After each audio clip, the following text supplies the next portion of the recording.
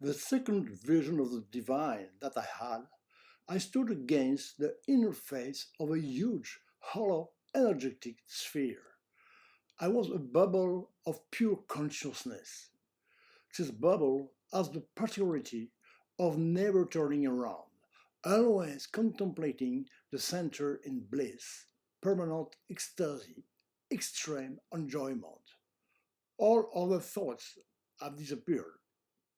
No more earthly memories, replaced by something impossible to transmit, but that is extraordinary beyond anything that one can conceive. There was a big, huge, gigantic ball in the middle, a bit like the spherical galaxy I mentioned earlier. But instead of being made up of stars, it was made out of bubbles of consciousness, which are souls. These bubbles gravitate all around eternally. At times, they dive inside like a comet, all containing a kind of hologram of the divine, as the cell contains the DNA. This is what is called the divine spark inside everyone, and also the true meaning of man created in the image of God. For those who don't know what a hologram is, let's take one that represents the Eiffel Tower. If we cut it in half, we won't have two halves, but two strictly identical Eiffel Towers. By cutting them more and more, we'll get as many small Eiffel Towers as identical. The bubbles of consciousness, therefore, have all the same potentialities, but also each one their particularity. When they have plunged to melt within the large ball, they are an integral part of what is called God.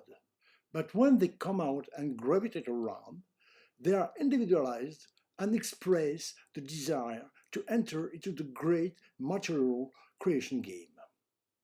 In an ant farm of beehive, the queen is only a laying hen. She doesn't direct anything, doesn't command anything.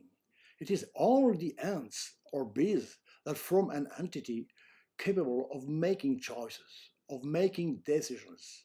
It is the same principle for the divine sphere. It is the all that governs. So we can say that God is both unique and multiple. So how do we understand that there were four totally different visions? We have a first answer in the stars. When we look at it naked eye, we see only a point of more or less white light. With a powerful telescope, we already have another image with stars of various colors. If you look at it in infrared, the image will be even different, and in ultraviolet or another wavelength, you'll see something else. Thus, these four visions have shown me separately what is only one reality. The second, more structural answer comes from computers, whose principle is close to the divine principle. The screen turns on, we are far away. We only see a whitish halo that resembles the white ball of the first vision. The second vision bubble of consciousness would correspond to the characters of images appearing on the screen. The vision of the roots would correspond to the software connecting and animating the images. The fourth visions of the fractals would correspond to hard drive and electronic components, the hardware. Obviously, this explanation is only a rough picture. Divine reality is probably even more complex. It also occurred to me that the word Dieu in French could be understood at the dimension infinite, eternally unified, and in English, the great open dimension.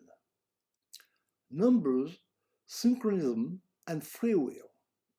I began to glimpse a communication with another dimension through numbers. If we think that the world is purely material, this may seem completely irrational and even superstitious. However, as with scientific discoveries, this is based on a long-term observation. I will do more later in other areas. With the many experiences I have made in different planes of consciousness, this observation was not a surprise. It has been supportive in difficult times. The Mayas, who once lived in the Yucatan Peninsula in Mexico, had developed an extremely sophisticated and complex calendar where 5 systems were nested within each other. By observing currents of energy and repetitive influences from the sun, the moon, etc., they were able to accurately predict many events. They claim that everything was synchronized. Synchronism is the fundamental law of the evolution of the world. This would explain the encounter with these numbers which would not appear by magic, but which would be indicators of the evolution of this synchronicity addressed to those capable of receiving them. It's a little bit like car and other vehicle dashboards. This hypothesis leads to the question of determinism and free will. It would seem that we are all determined by heredity, education, society, media, time, sun, moon, planets, etc., destiny. But as mechanical gears need tolerances in their dimensions to be able to adjust without difficulty, free will would be this tolerance range granted to each.